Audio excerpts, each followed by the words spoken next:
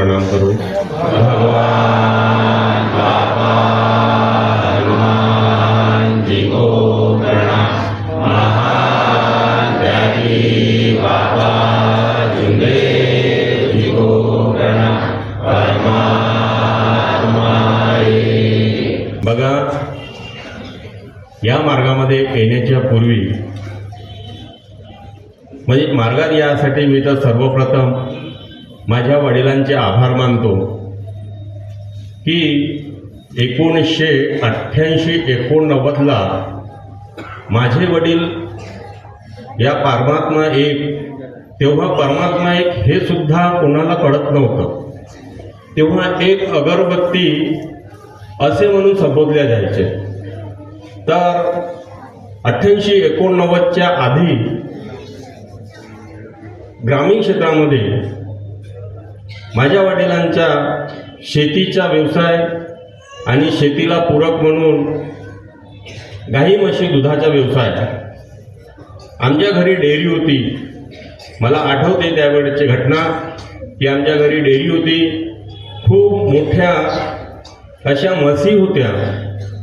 त्या खरं त्या म्हशींकडे जर पाहिलं तर त्या अशा वाटायच्या की खरंच 10-10 लिटर 12-12 लिटर दूध देणाऱ्या म्हशी वाटायच्या। तर मी त्यावेळेची परिस्थिती आमची खूप चांगली होती। नंतर मी ती परिस्थिती पाहिली तर आमच्या म्हशीचे जे पोट आहे हे पोट त्या जमिनीला लागायचे। माझे वडील जेव्हा दूध काढायला जायचे तर त्या दुधामधून रक्त आणि दूध मिक्स निघायचं। खूप कंटाळलो। माझे वडील सांगायचे की झालं परिस्थितीनं गेले। माझ्या वडिलांना अल्सर म्हणून सुद्धा त्यांचं ऑपरेशन झालं होतं। तर या सर्व पिरियडमध्ये आमच्याकडे 3 ते तांत्रिक, एक मुसलमान समाजाचा, एक गोंड समाजाचा आणि एक भिवर समाजाचा, असे 3 हे तांत्रिक आम्ही पोचलेले होते। तर हा खेळ जवळपास 5 ते 7 वर्ष हा खेळ चालला। त्यांच्याकडे जायचं, काहीतरी करून द्यायचे।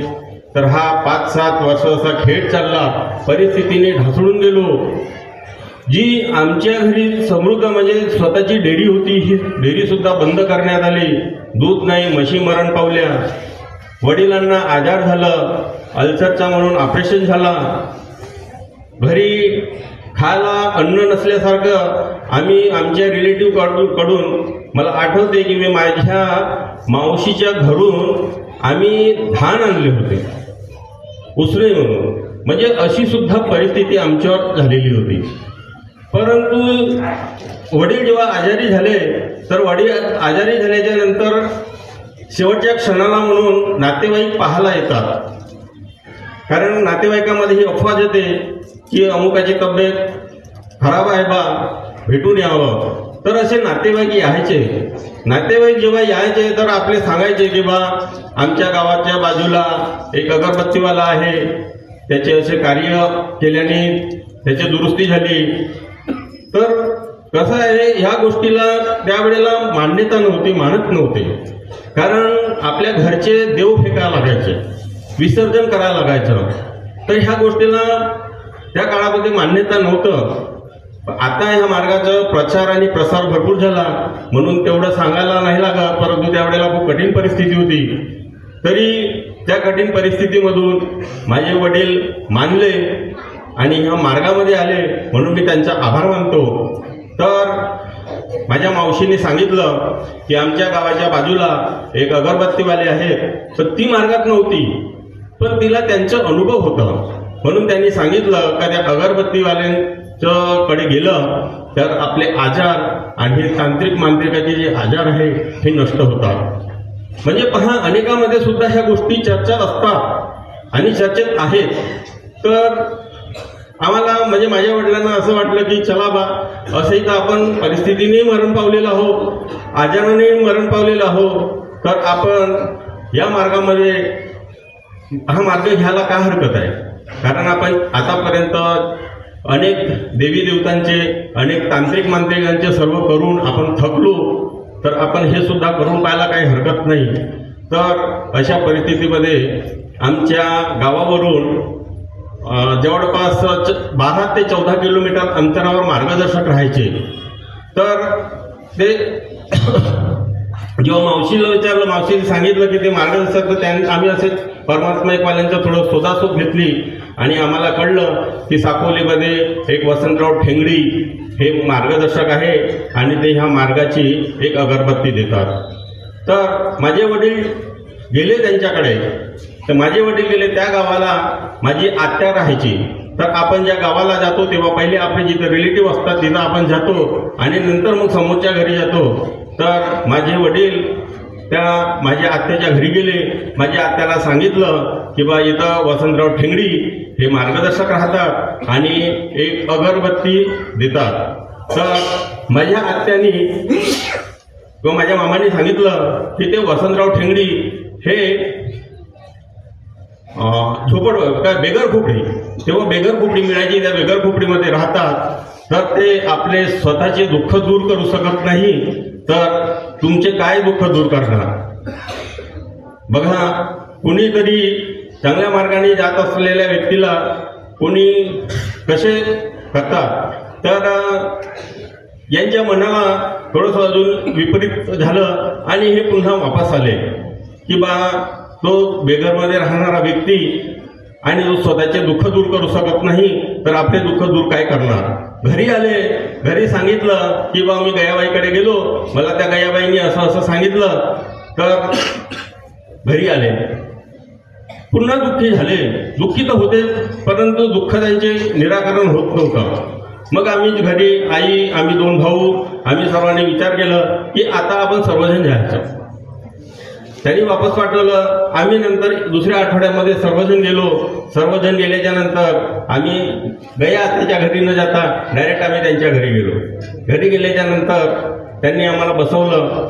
बसवल्याच्या नंतर आमची आपुलकी ऐकून घेतली आणि आम्हाला त्यांनी सांगितलं का तुम्ही एवढे संकटातून आले आणि आपलं जीवन वाचवायसाठी तुम्ही आले, जीव वाचवायसाठी, परंतु मी तुम्हाला सांगतो या मार्गामध्ये मरा लागतो. तुम्ही इथं आपलं जीवन वाचवायसाठी आले, पण या मार्गामध्ये मरा लागतो. त्याला अजून विचित्र काम आहे की आपण जगण्यासाठी म्हणून आपण मार्ग घेत आहे, एक अगरबत्ती म्हणून घेत आहे आणि हे व्यक्ती सांगत आहे की इथं मरा लागतो. तर माझ्या वडिलांनी, मला तो शब्द आठवतो की माझ्या वडिलांनी म्हटलं होतं की असंही मी मेलेलाच आहो, असंही मी मेलेलाच आहो. मग या मार्गामध्ये आल्याच्या नंतर मेलं तर कदाचित भगवंताला मिळेल. तो शब्द मला अजूनही आठवते. आणि माझ्या वडिलांनी 1988-89ला मार्ग स्वीकारला आणि त्या दिवसपासनं आम्ही त्या मागच्या परिस्थितीकडे कधी भुलून पाहिलं नाही. आम्ही जसे जसे आम्हाला कार्य दिले तसे तसे आम्ही कार्य करत गेलो. भगवंतानी आम्हाला यश दिलं.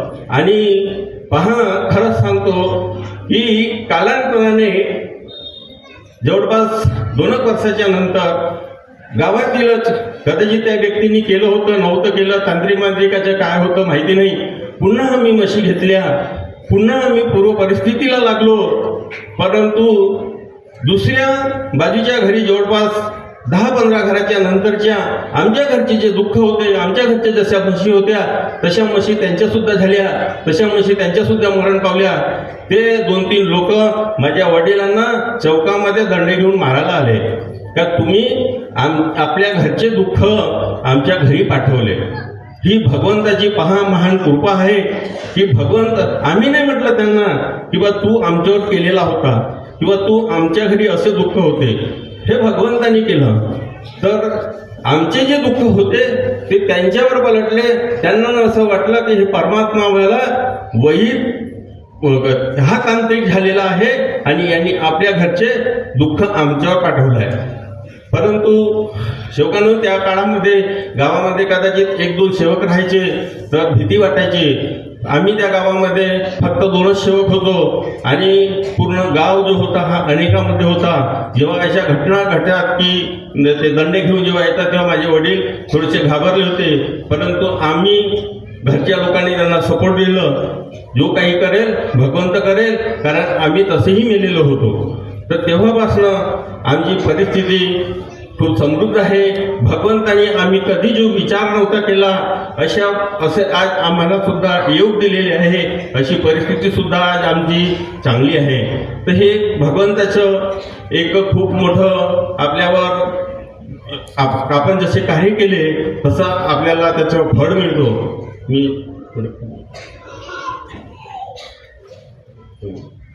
तर मी एक अजून माझे एक अनुभव सांगतो की मी भगवंतांनी सर्व काही दिले. तर मला इथं एक जॉब पण दिला. तर मी नागपुरामध्ये एक घर घेतला. कच्चं घर होतं. कच्चं घर घेतला.